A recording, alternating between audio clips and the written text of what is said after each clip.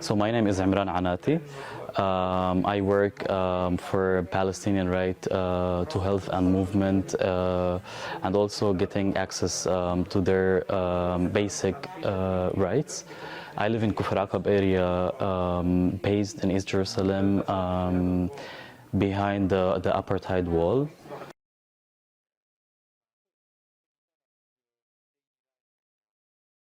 Basically, after the 7th of October, the restrictions on right to movement and the freedom of movement is being more and more harder. This systematic way wasn't new. It's new. It's not new. It was like since before and after the 7th of October.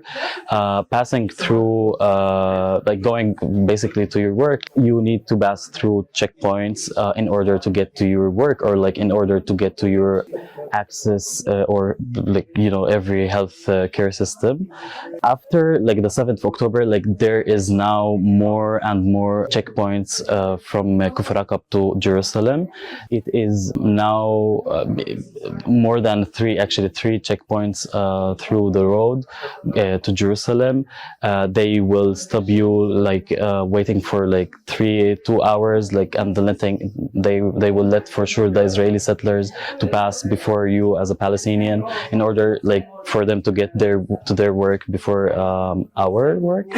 I don't think that there is a normal activity while you're passing through checkpoint. It's just a very humiliating and very bad moments while you need to wait or like to stand for 3 hours in front of a checkpoint because maybe the settler or the soldier is not happy today, so he's like thinking, yeah, I want to stop all these community to go.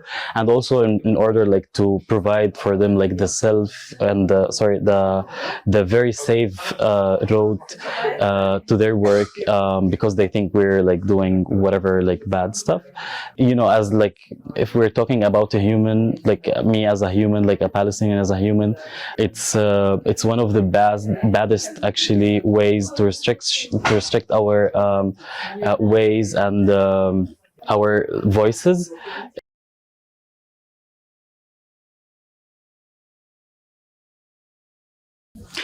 Well, as like if we're talking now about this, like me as a Palestinian living under the Israeli occupation, so it's my right like to be around everywhere and like getting my very like human rights, such as freedom of movement and education and the healthcare system. It's very hard timing because like it was since ever like you facing racism, especially if you are from East Jerusalem. Because you're Arab, you're like from East Jerusalem, you're not with Israeli citizenship.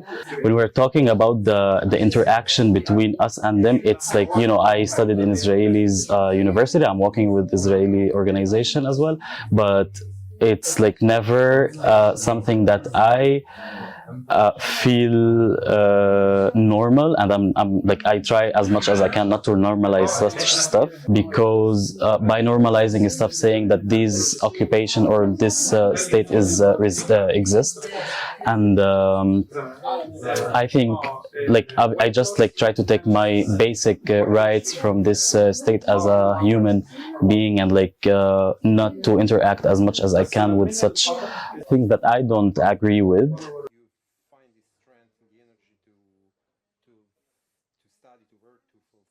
Now like I can go back to my first point, which is like, yes, Palestinians are humans, so it's very legit for them to have their own rights as any other human all around the world. My motivation is like it's just I want to change something from inside and like show the world what does it mean to be a Jerusalem resident and like living under occupation, and like with this apartheid system and apartheid country, and like this apartheid world that's separating East Jerusalem from other cities, especially also like showing the world like I can be motivated and like work on myself to get my own education and like my own rights as any other in whatever countries.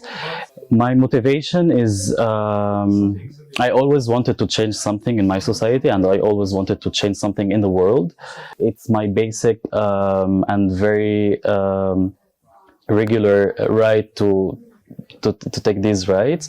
If we are talking about education, I always wanted to show people that yes, Palestinian can do, and Palestinians do exist in universities, and their voices are heard, and they want to change, and they want to be exist because they're humans, and they're all around the world, like everywhere in the world. Being optimistic is something very funny, especially in areas where is a huge amount of soldiers and settlers, and also freedom of movement restrictions.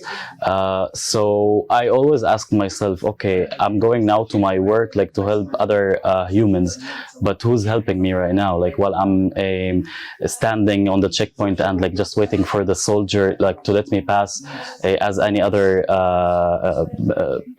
people in the world. It's not easy to be optimistic, but we have to keep fighting on this, like to being optimistic and like to have our own rights, because this is how we can show the world that we are exist, and we are existing, and now like we are like humans as any other one in the world. You're reminding me of a story. I mean, like with my own personal story. I once I worked with organization for human rights and freedom of movement, while I was like helping and providing permits to people from Gaza or like West Bank to get their healthcare care, or like to visit their parents or like their relatives. I was like helping them to get this permit, and I was like telling people, listen, I work with this organization for freedom of movement, but me personally, I don't have this right to move freely whenever I want. If I want to visit my grandparents, I need to organize this accordingly to the situation and the closure of, let's say, the checkpoints all around East Jerusalem, Kufr Atab especially.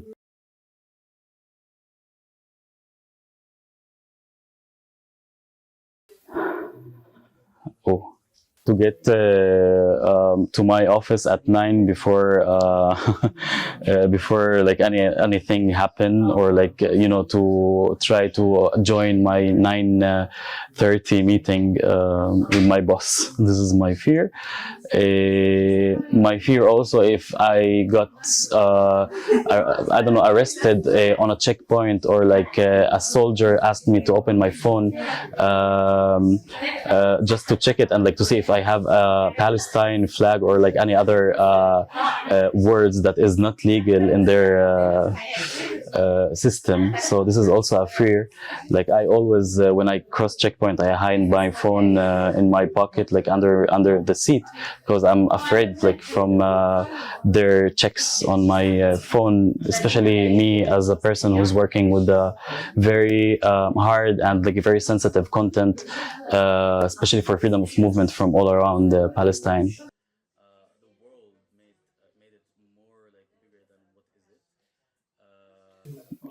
It wasn't a very easy moments actually, being there under bombs and like under sirens all around, and especially if you're in East Jerusalem, you can see this, that you don't have a shelter, you don't have a place to hide if there's a siren.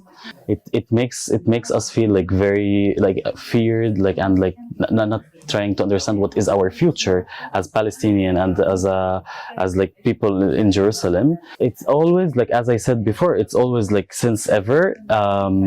The thing is, in after the 7th of October, is these events are being more like systematically, because they want to silence us and not to prove to the world that we are like facing these problems or restrictions. Now I'm going back to your first question about being optimistic. Yeah, I had this question back then, like if I'm optimistic, if I want to leave either like Palestine or this, because I want to live like any other human. Like I was, yeah, it's a very hard moment. It's not easy being under rockets and without shelter and without any safe space. I'm talking this, and I'm in East Jerusalem. Yeah, imagine like talking about people in Gaza, how they are facing it. It's totally different.